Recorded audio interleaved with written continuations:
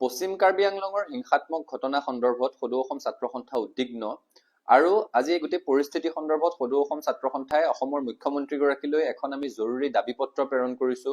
কাৰ্বি আংলং জিলাত শান্তি শৃংখলা ঘূৰাই অনাৰ স্বাৰ্থত তাত থকা কাৰ্বি জনজাতিকে প্ৰমুখ্য কৰি খিলঞ্জীয়া লোকসকলৰ স্বাৰ্থ সুৰক্ষিত কৰিবলৈ মুখ্যমন্ত্ৰীগৰাকীলৈ আমি দাবী জনাইছো।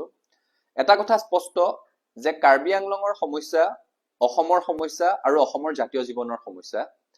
অসমৰ জাতীয় জীৱনৰ যিকোনো সংকটৰ মুহূৰ্তত কাৰ্বি আংলঙত বসবাস কৰি থকা কাৰ্বি জনজাতিৰ লোকসকল তাৰ খিলঞ্জীয়া লোকসকলে নিজৰ জাতীয় দায়িত্ব প্ৰতি মুহূৰ্ততে দায়বদ্ধতাৰে সৈতে পালন কৰিছে। ঐতিহাসিক অসম আন্দোলনৰ সময়ত কাৰ্বি জনগোষ্ঠীৰ কাৰ্বি আংলং জিলাত থকা অন্যান্য খিলঞ্জীয়া জনগোষ্ঠীৰ বিশেষ ভূমিকা আছে। তেওঁলোকে শ্বহীদ বৰণ কৰিছে, অসংখ্যজন নিৰ্যাতিত হৈছে। অসম আন্দোলনৰ ভৰপক সময়ত অসম সাহিত্য সভাৰ অধিৱেশন ডিফুত অনুষ্ঠিত কৰি কাৰ্বি আংলংবাসী ৰাইজে বুকুৰ উমেৰে সৈতে সেই অধিৱেশনখন সফল কৰিছে। গতিকে কাৰ্বি আংলঙৰ খিলঞ্জীয়া জনসাধাৰণে কাৰ্বি জনগোষ্ঠীৰ লোকসকলে কোনো কাৰণত এই মুহূৰ্তত অকলশৰীয়া অনুভৱ কৰিব নালাগে। সদৌ অসম ছাত্ৰ সন্থা অসমৰ ৰাইজ কাৰ্বি জনজাতিৰ লগত কাৰ্বি আংলঙৰ খিলঞ্জীয়া জনগোষ্ঠীৰ লগত আছে, এই কথাটো স্পষ্ট। কাৰ্বি আংলঙত বসবাস কৰি থকা খিলঞ্জীয়া জনসাধাৰণৰ স্বাৰ্থ সুৰক্ষিত হবই লাগিব, তাত কোনো যদি কিন্তু পৰন্তুৰ কথা নাই। বিগত দশকসমূহত কাৰ্বি আংলং জিলাত অবৈধভাৱে অবাধে বসবাস কৰা অখিলঞ্জীয়া লোকৰ সংখ্যা বাঢ়ি আহিছে।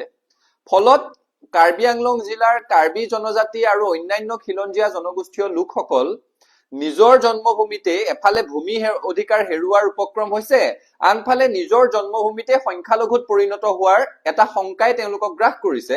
আৰু সেইকাৰণে অৱধাৰিতভাৱে যুক্তিসংগতভাৱে কাৰ্বি আংলঙৰ কাৰ্বি জনজাতি আৰু খিলঞ্জীয়া লোকসকলে গণতান্ত্ৰিক আন্দোলনৰ পথ বাছি লৈছে, তাৰ বিকল্প একো নাই। আৰু চৰকাৰখনে এইখিনি সময়ত কাৰ্বি আংলঙত বসবাস কৰা কাৰ্বি জনজাতি আৰু অন্যান্য খিলঞ্জীয়া জনগোষ্ঠীৰ স্বাৰ্থক অগ্ৰাধিকাৰ দি আগবাঢ়িব লাগিব। আন্দোলনকাৰীৰ ওপৰত দমন নীতিৰ প্ৰয়োগ কৰাটো কোনো কাৰণত গ্ৰহণযোগ্য নহয়। আৰু এই গোটেই ঘটনাটো আলোচনাৰ মাজেৰে সমাধান কৰিবৰ কাৰণে আমি চৰকাৰক দাবী জনাইছো। এইখিনি সময়ত মই পুনৰ কৈছো, অসমৰ ৰাইজ সদৌ অসম ছাত্ৰ সন্থা কাৰ্বি আংলঙত থকা কাৰ্বি জনজাতি আৰু তাত থকা খিলঞ্জীয়া লোকসকলৰ পক্ষত আছে। সদৌ অসম ছাত্ৰ সন্থাৰ উপসভাপতি সৰ্জুন হানছে, সদৌ কাৰ্বি আংলং জিলা ছাত্ৰ সন্থাৰ আমাৰ সতীৰ্থসকল সেই হিংসা জৰ্জৰ পৰিস্থিতিত তাত ৰাইজৰ লগত আছে। একে সময়তে কাৰ্বি আংলং জিলাখনত অখিলঞ্জীয়া লোকসকলে বিভিন্ন ধৰণেৰে কালিৰ পৰা উত্তেজিত কৰিব পৰা ধৰণৰ মন্তব্য দি থকা পৰিলক্ষিত হৈছে। কাৰ্বি সকলৰ জন্মভূমিতে কাৰ্বি আংলঙতে কাৰ্বি গো বেক শ্লোগান দিবৰ কাৰণে এই অখিলঞ্জীয়া লোকসকলে সাহস কৰিছে। কাৰ পৃষ্ঠপোষকতাত সাহস কৰিছে? আমি সচৰাচৰ কৈ থাকো যে অসমৰ মানুহ, উত্তৰ পূৰ্বাঞ্চলৰ জনজাতীয় মূলৰ মানুহখিনি ভাৰতবৰ্ষৰ আন প্ৰান্তলৈ গলে তেওঁলোক বৰ্ণবাদৰ বলি হয়। আজি কিছু বছৰ আগলৈকে সেই পৰিৱেশটো আছিলে, এতিয়া সেই পৰিৱেশটো কিছু সলনি হৈছে বুলি আমি সকাহ পাবলৈ আৰম্ভ কৰিছিলোহে। আমাৰ ইয়াৰ জনজাতীয় লোকসকল দিল্লীলৈ গলে, আন প্ৰান্তলৈ গলে তেওঁলোকক চাইনিজ বুলি হাঁহে, চিংকি বুলি হাঁহে, মমো বুলি ঠাট্টা কৰে। সেই পৰিৱেশটোৰ লগত মোকাবিলা কৰি বহু দশকৰ পাছত এটা সুস্থিৰ অৱস্থা ঘূৰি আহিছিল। এতিয়া যদি কাৰ্বি আংলঙৰ নিচিনা ঠাইত অখিলঞ্জীয়া মানুহ আহি তাৰে ভূমিপুত্ৰ কাৰ্বি সকলক চাইনিজ বুলি কবৰ কাৰণে সাহস কৰিছে, এই কথা কোনো কাৰণত গ্ৰহণযোগ্য নহয়। এই ধৰণেৰে অখিলঞ্জীয়া লোকৰ দপদপনি অসমত সহ্য কৰা নহব। মুখ্যমন্ত্ৰীগৰাকীয়ে, অসম চৰকাৰখনে খিলঞ্জীয়া মানুহৰ স্বাৰ্থক অগ্ৰাধিকাৰ দি গোটেই বিষয়টোৰ সমাধান কৰিব লাগিব। যিসকল অখিলঞ্জীয়া লোকে এই ধৰণৰ মন্তব্য কৰিছে, খিলঞ্জীয়া লোকসকলক, কাৰ্বি জনজাতিৰ লোকসকলক আক্ৰমণ কৰিবলৈ উদ্যত হৈছে আৰু কাৰ্বি আংলঙৰ ভূমিতে কাৰ্বি সকলক, খিলঞ্জীয়া লোকসকলক ভাবুকি প্ৰদান কৰিবলৈ সাহস কৰিছে, তেওঁলোকক আইনৰ কাঠগড়ালৈ আনিব লাগে আৰু শাস্তি দিব লাগে। স্পষ্ট কথা, অখিলঞ্জীয়াৰ এই ধৰণৰ দপদপনি অসমত আমি কোনো কাৰণত সহ্য নকৰো। আৰু চৰকাৰে যদি তেওঁলোকৰ পৃষ্ঠপোষকতা নাই, তেওঁলোকৰ কামৰ জৰিয়তে সেই কথাটো স্পষ্ট কৰিব লাগে।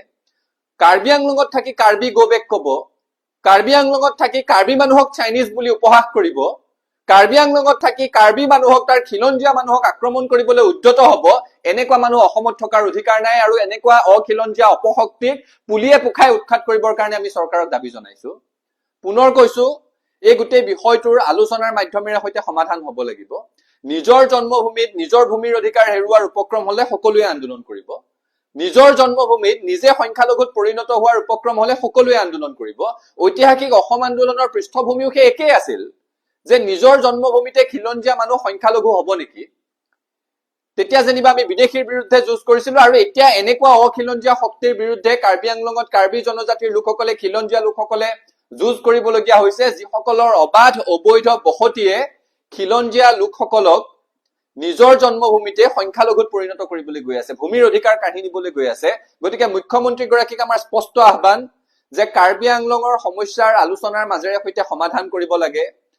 অখিলঞ্জীয়া যিসকল লোকে তাত থকা খিলঞ্জীয়া লোকক মাৰধৰ কৰিবলৈ উদ্যত হৈছে, প্ৰৰোচনামূলক মন্তব্য কৰিছে, সেইসকলক কঠোৰ শাস্তি দিয়াৰ ব্যৱস্থা কৰিব লাগে আৰু কাৰ্বি আংলঙত শান্তি শৃংখলা ঘূৰাই আনিবৰ কাৰণে তাৎক্ষণিকভাৱে হস্তক্ষেপ কৰিব লাগে। ছাত্ৰ সন্থাৰ ফালৰ পৰা স্পষ্ট দাবী।